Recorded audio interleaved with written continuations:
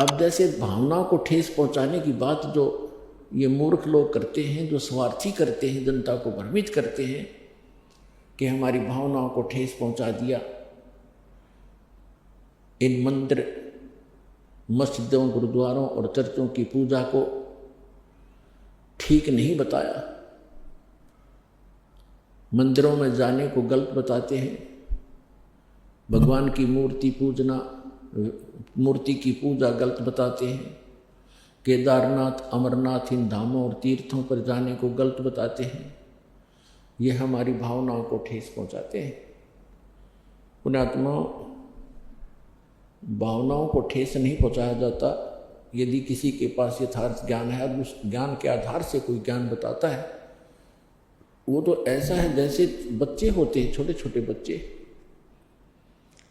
अग्नि जल रही होती है, आग जल रही है, और बच्चा उस अग्नि के बलते हुए उस जल रही उस भट्ठी की तरफ चलता है, और उसको कोई देख लेता है, बुद्धिमान व्यक्ति, कि ये बच्चे अग्नि की भट्ठी की तरफ जा रहे हैं, ये जल जाएंगे। उनको जाकर वो उठा लेता है और वो जाना चाहते हैं, उसको अच्छी वस्तु समझ के पकड़ना चाहते हैं और उसको उठा लेता है, तो वो रोता भी है और कहता है मुझे छोड़ दे, इधर ही जाने दे। उसकी भावनाओं को वहाँ ठेस पहुँचाना अनिवार्य था। यदि उस भावनाओं को ठेस नहीं पहुँचाया जाता तो जल के मर जाता वो बालक।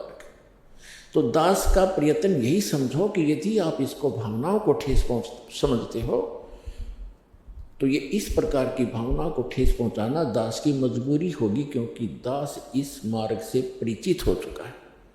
और जहाँ तक पार बसाओगी आपको वहाँ नहीं जलने दूंगा उस आग के अंदर। अपने आत्मा परमात्मा आकर बताया करते थे कि जिन धामों की आप पूजा करने जाते हो, इन धामों की कुछ कम से कम तुम स्थापना देखो कैसी हुई है। इन तीर्थों की ये स्थापना कैसी हुई,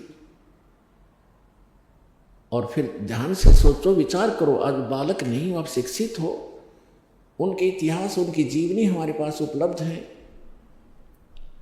उनको पुनः विचार करके ग्रहण करो, उनको त्याग दो।